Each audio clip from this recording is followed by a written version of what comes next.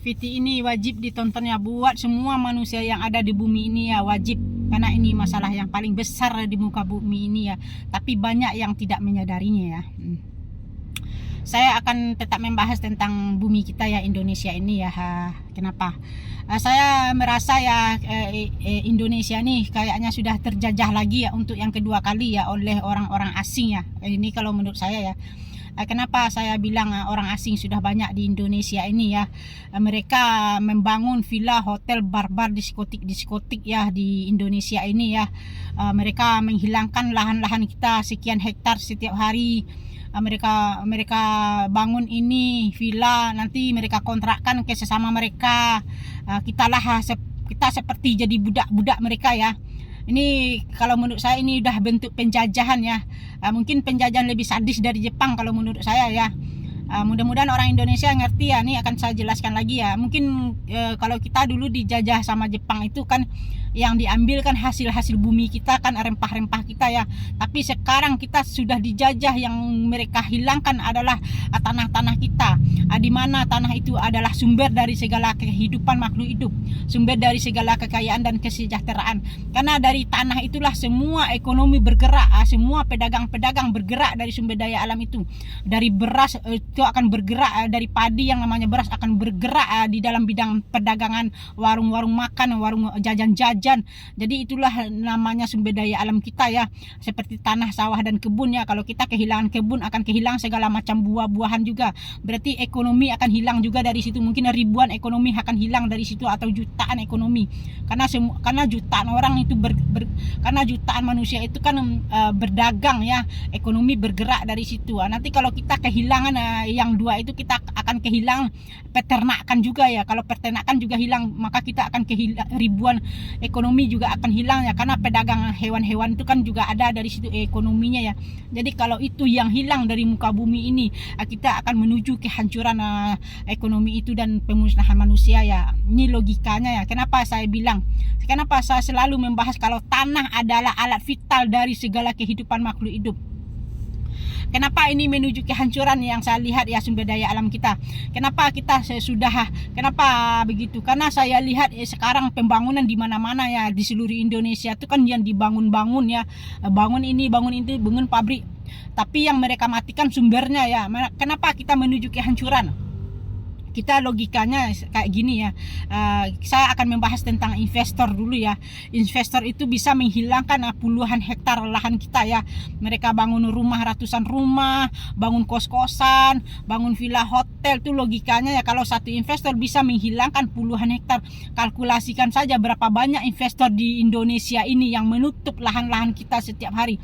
Berarti kalau kita kehilangan ratusan hektar setiap hari, berarti kita akan kehilangan ribuan ton, ribu-ribuan ton, dan juta-jutaan manusia akan kehilangan makan dari situ. Jadi kalau kita lihat garis lurus ke depannya, berarti sumber daya alam kita itu mengerucut. Nanti yang membesarnya adalah kemiskinannya, tingkat kekurangan, kelaparan, dan tingkat kejahatannya. Itulah yang akan meningkat ke depannya seandainya ini tidak segera dihentikan oleh para investor, orang-orang kaya untuk membangun, untuk menutup sumbernya ini. Dunia kita sudah menuju fase kehancuran itu sendiri. Ini buat para pendengar, mudah-mudahan paham ya. Ini buat seluruh manusia yang ada di bumi ini ya. Semakin dibangun bumi ini dengan bangunan-bangunan beton, dibangun setiap hari sekian hektar, berarti sumber daya alam kita tuh sudah dikunci ya. Digembok. Setiap hari digembok. Nanti kalau sudah digembok semuanya, nanti kita ibaratnya kita terkurung di luar tapi mati. Karena sumbernya sudah dikunci setiap hari. Makanya kenapa kita kehilangan sumber daya alam itu bencana yang paling besar. Kita mencontoh saja sekarang kenapa banjir itu sering terjadi di mana-mana. Longsor terjadi di mana-mana. Karena itu yang kita hilangkan adalah lahan-lahan itu sendiri, tanah-tanah itu sendiri.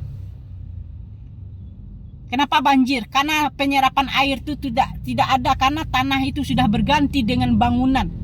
Kenapa sekarang Indonesia itu sering terjadi bencana seperti di Jakarta? Ini di sini juga parah sekarang, di mana-mana banjir, jalan-jalan digenangin air. Itulah penyebabnya. semakin tanah ini ditanam dengan bangunan beton, yang hilang sumber daya alam, yang sulit ekonomi, dan menyusul manusia-manusianya. Kita menuju fase ke sana sebentar lagi, mungkin ya di anak cucu kita lah menuju fase ke situ. Seandainya ini statement saya ini tidak sampai ke semua telinga manusia atau investor-investor ini ya, atau pemerintah itu ya, ini kita akan menuju kehancuran sumber daya alam kita. Ini termasuk ke para investor ya, stoplah lagi kalian membangun pabrik-pabrik bidang industri, apalagi kalau membangun di lahan-lahan produktif itu sendiri ya, karena itu kedepannya akan berdampak bahaya. Bencana akan terjadi seandainya lahan-lahan kita ini dihilangkan setiap hari.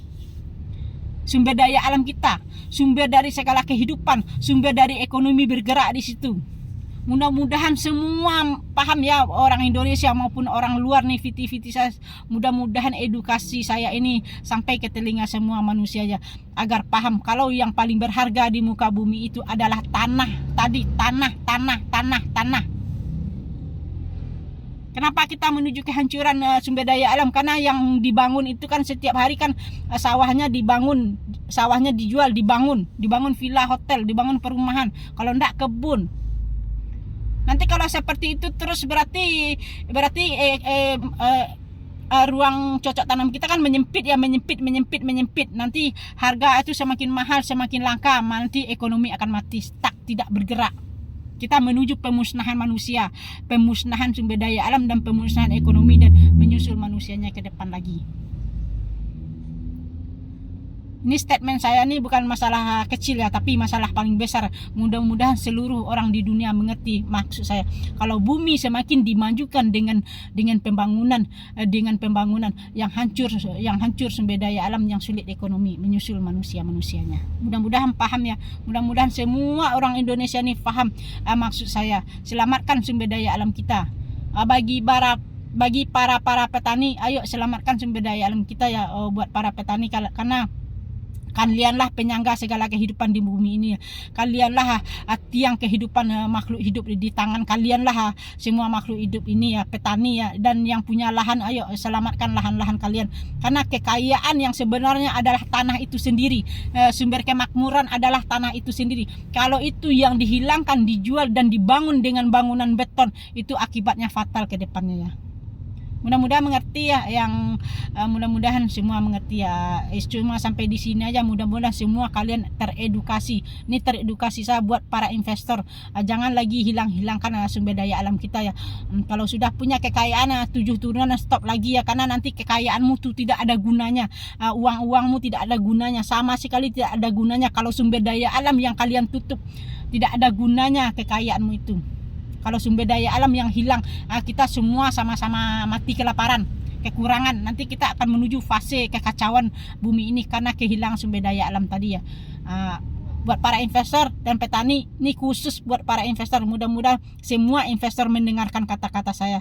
Kalau semua investor mendengarkan kata-kata saya, mudah-mudahan sumber daya alam kita nih bisa diselamatkan dan mereka tidak menutup-nutup lagi ya. Cuma sampai di situ aja ya. Kalau ada salah kata saya mohon maaf ya. Kalau mau lebih lanjut lagi, tonton viti-viti saya yang sebelum-sebelum ini. Viti saya masih banyak kok. Kalau kalian mau berpartisipasi menyelamatkan sumber daya alam ini, sampaikan ke semua orang viti-viti saya ini. Kalian juga bisa menyampaikan, mengedukasi semua manusia yang ada di bumi ini agar sumber daya alam kita itu selamat. Cuma sampai sini aja ya. Yang sudah menonton terima kasih, yang tidak sepaham juga terima kasih ya. Kalau ada kata-kata salah saya mohon maaf ya. Sampai di sini, nanti kita ketemu di viti-viti selanjutnya ya.